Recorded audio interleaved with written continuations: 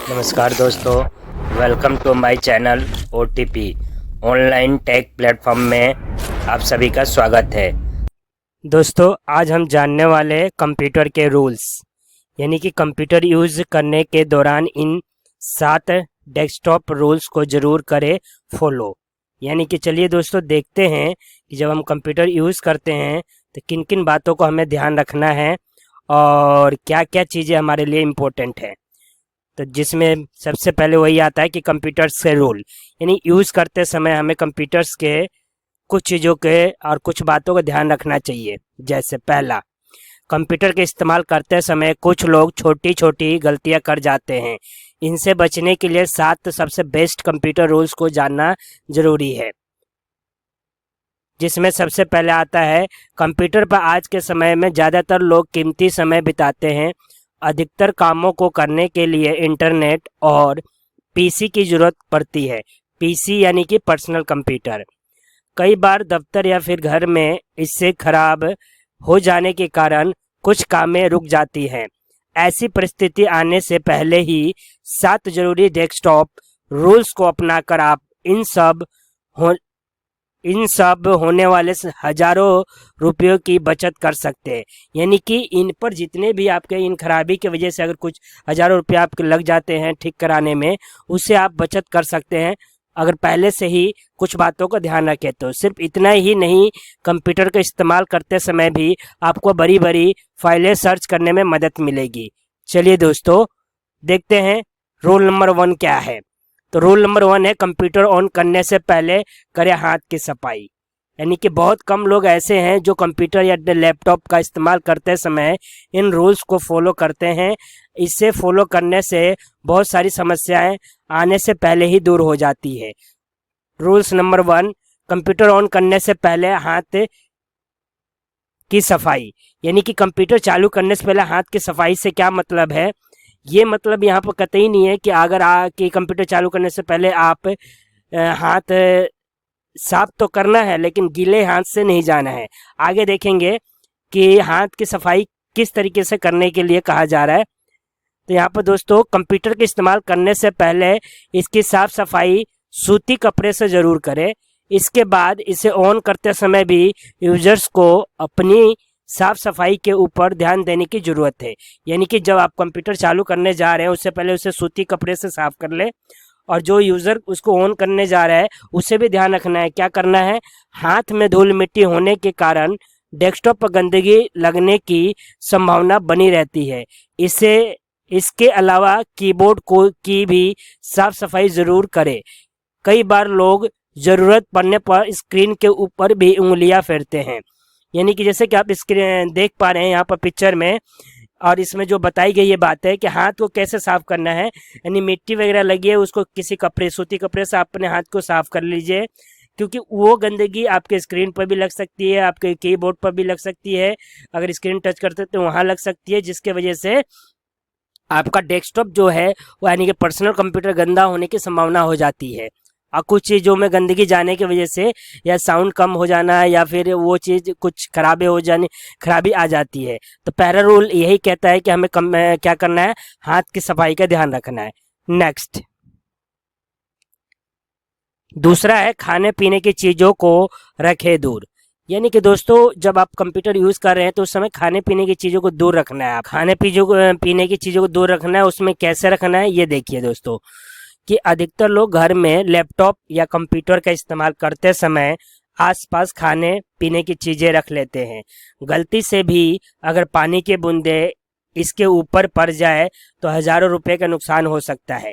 इसके ऊपर किसके? आपके कंप्यूटर के ऊपर, आपके लैपटॉप के ऊपर अगर पड़ जाती है पानी की छींटे भी, तो कुछ भी गड़बड़ी होती है जिसके वजह से आपको हजारों रुपए नुकसान हो सकता है, मतलब कि खर्चे करने पड़ सकते हैं उसको ठीक कराने के लिए। इसलिए कभी भी कंप्यूटर का इस्तेमाल करते समय खाने पीने की चीज़ें और खासकर लिक्विड पदार्थ को इनसे दूर ही रखें तो बेहतर है।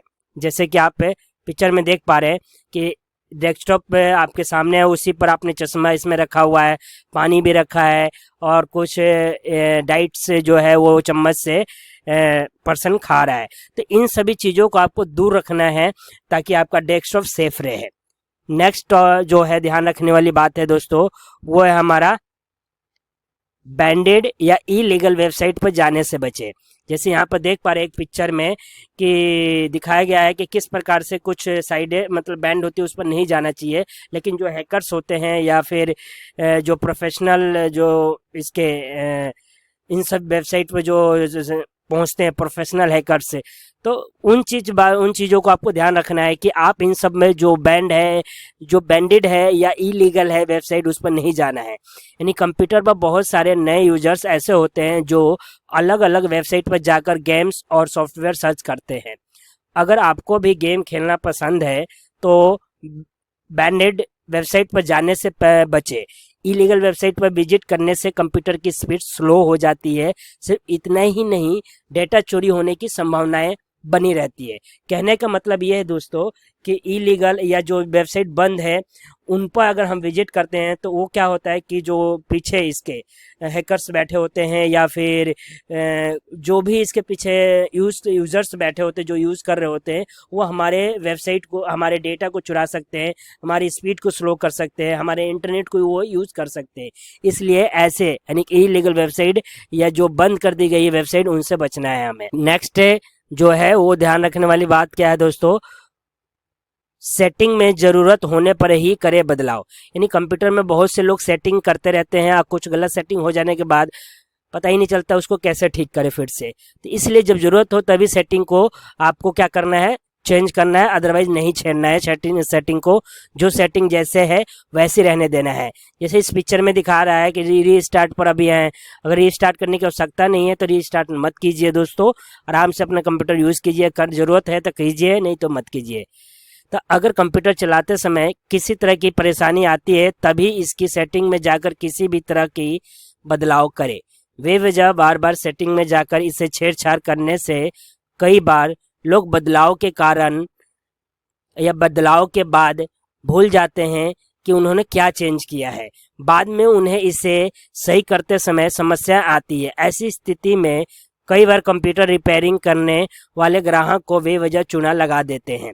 यानी कहने के समय मतलब ये है दोस्तों कि अगर हम बार बार बेमतलब के अगर सेटिंग में चेंज करते हैं तो इससे क्या होता है कि हमें वो चीज़ दोबारा अगर याद नहीं आती तो हम ठीक नहीं कर पाते हैं, और इसके लिए फिर हम रिपेयरिंग करवाने जाते हैं और हमें उस पर पैसे खर्च करने पड़ते हैं। या जहाँ पर हम से अगर कोई डेस्कटॉप लैपटॉप ठीक कराने जा रहे हैं, अगर वो हमारी सेटिंग को बार बार चेंज कर रहा है या देख रहा है तो आप उससे बोल सकते हैं कि भैया आप ऐसे क्यों कर रहे हैं।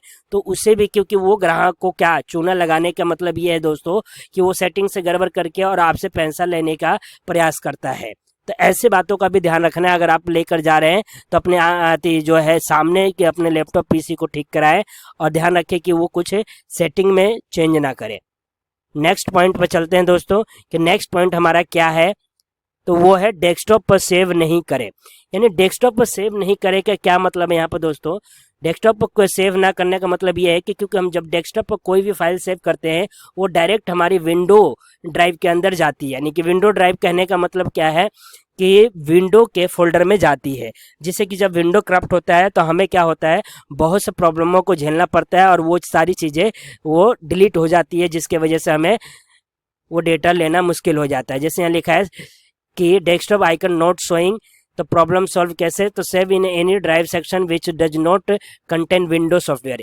यानी कि यहाँ पे इंग्लिश में जो कोटेशन है वो ये कहता है कि आप डेटा को सेव करें लेकिन डेस्कटॉप पर ना करें, किसी और विंडो, यानी कि जिसके अंदर डेस्कटॉप का मतलब ये नहीं है कि डेस्कटॉप पर नहीं करना है, विंडो आपके जिस सॉफ्टवेयर उसमें ड्राइव के अंदर है उसमें नहीं करना है, बाकी आप कहीं भी कर सकते हैं।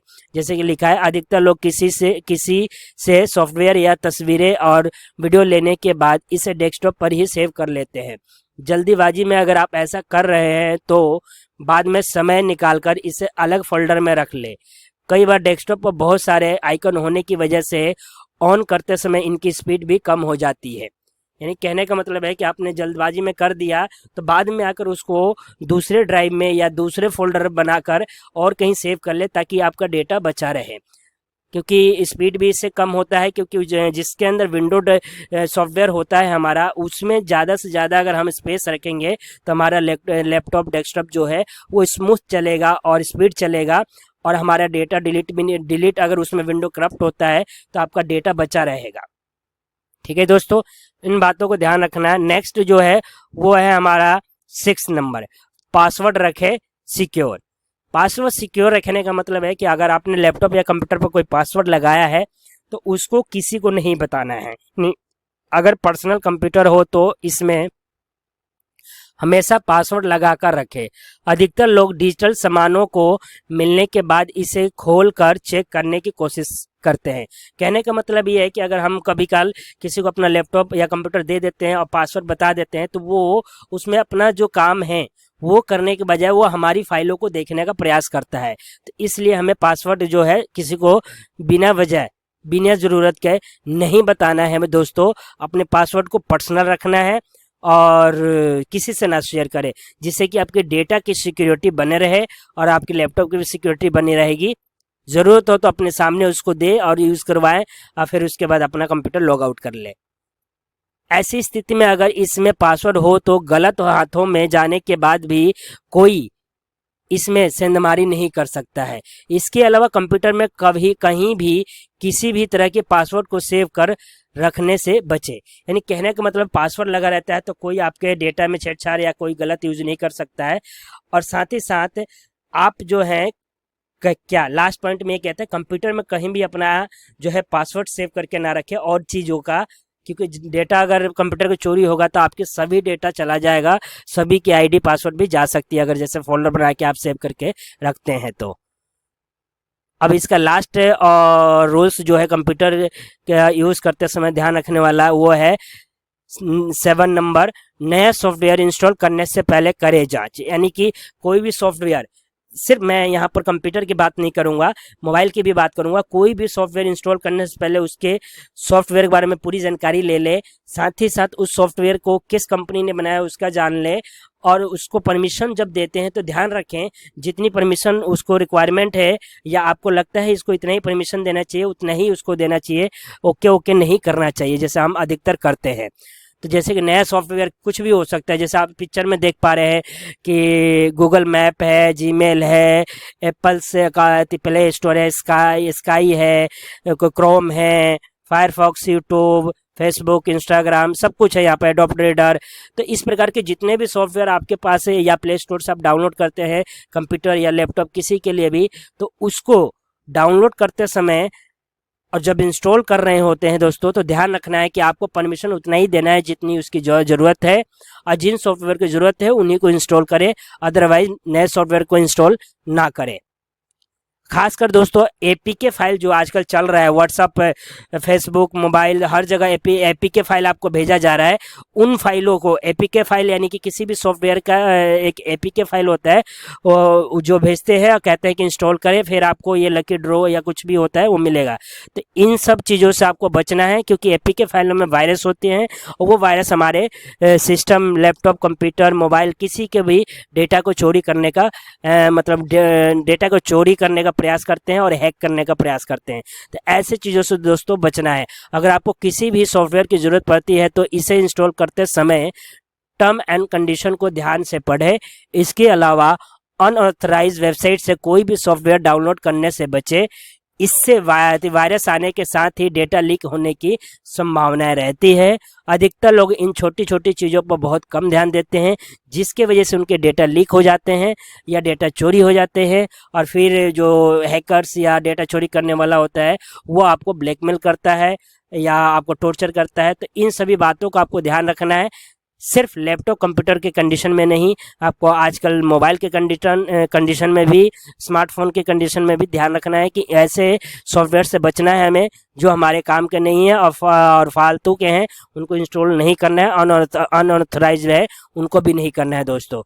तो आज की जो क्लास है कंप्यूटर्स के रूल्स की जिनको बारे में ध्यान रखना था यहीं समाप्त की जाती है। Thank you so much for watching this video.